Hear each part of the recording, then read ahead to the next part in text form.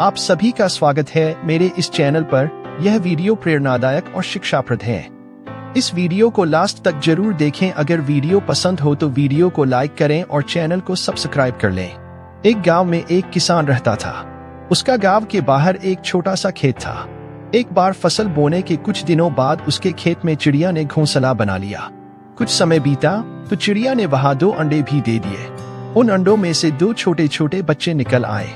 वे बड़े मजे से उस खेत में अपना जीवन गुजारने लगे। कुछ महीनों बाद फसल कटाई का समय आ गया। गांव के सभी किसान अपने खेतों की फसल की कटाई में लग गए।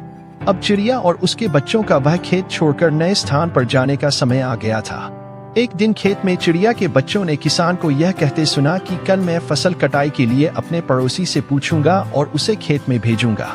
यह सुनकर चिड़िया के बच्चे परेशान हो गए। उस समय चिड़िया कहीं गई हुई थी। जब वह वापस लौटी तो बच्चों ने उसे किसान की बात बताते हुए कहा, माँ, आज हमारा यहाँ अंतिम दिन है। रात में हमें दूसरे स्थान के लिए यहाँ से निकला होगा।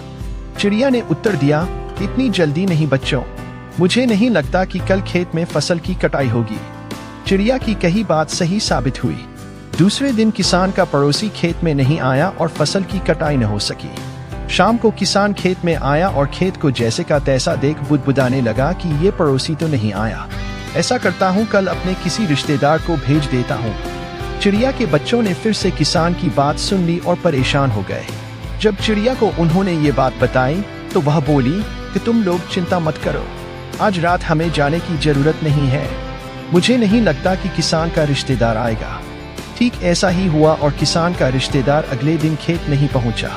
चिड़िया के बच्चे हैरान थे कि उनकी माँ की हर बात सही हो रही है। अगली शाम किसान जब खेत आया तो खेत की वही स्थिति देख बुदबुदाने लगा कि ये लोग तो कहने के बाद भी कटाई के लिए आते नहीं हैं। कल मैं खुद आकर फसल की कटाई शुरू करूंगा। चिड़िया के बच्चों ने किसान की ये बात भी सुन ली।